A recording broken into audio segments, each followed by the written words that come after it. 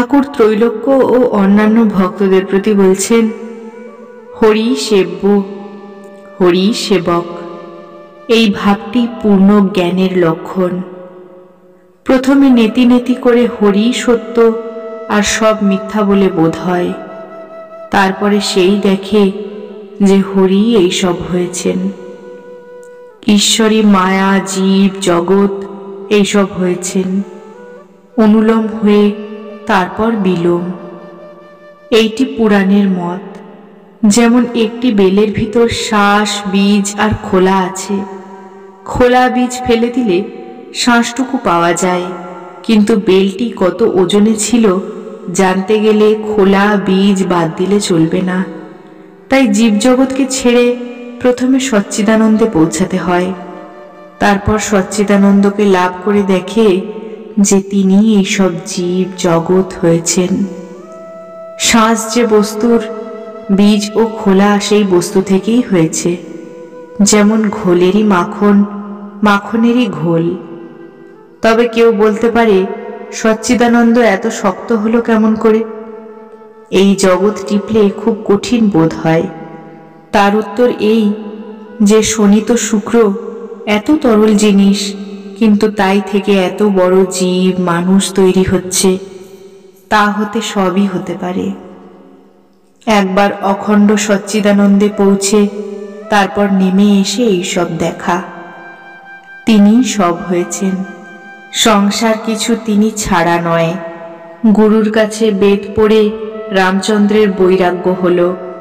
তিনি বললেন, সংসার যদি স্বপ্নবৎ, তবে সংসার ত্যাগ করাই ভালো।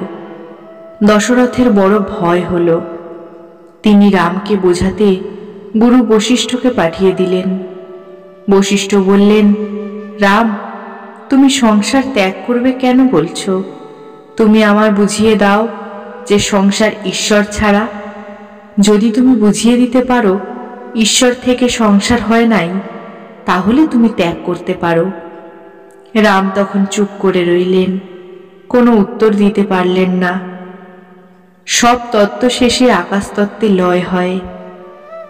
আবার সৃষ্টির সময় আকাশতত্ত্ব থেকে মহত্তত্ত্ব, মহত্তত্ত্ব থেকে অহংকার, এই সব ক্রমে ক্রমে সৃষ্টি হয়েছে।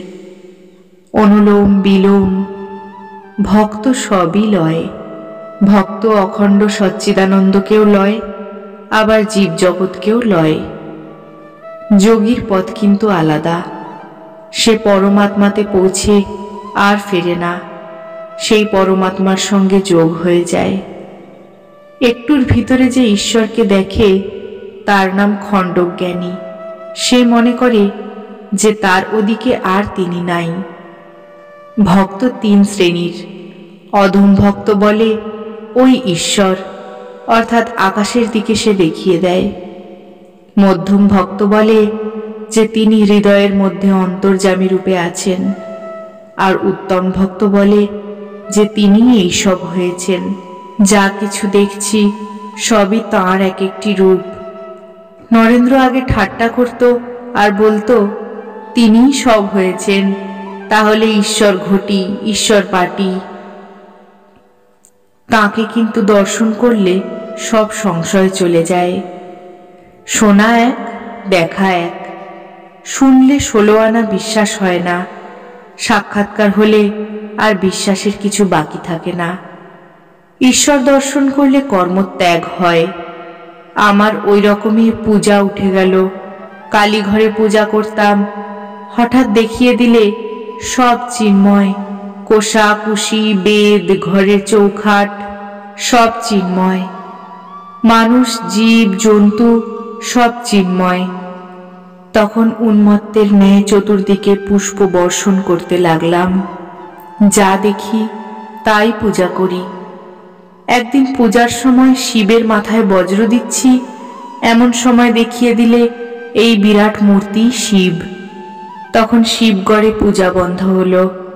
ফুল তুলছি, হঠাৎ দেখিয়ে দিলে যে ফুলের গাছগুলো যেন এক একটি ফুলের তোড়া।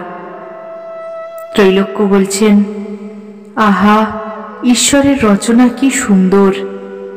ঠাকুর বলছেন, না গো, ঠিক দপ করে দেখিয়ে দিলে, হিসেব করে নয়, দেখিয়ে দিলে যেন এক একটি ফুল গাছ এক একটি তোড়া সেই বিরাট মূর্তির ওপর শোভা করছে।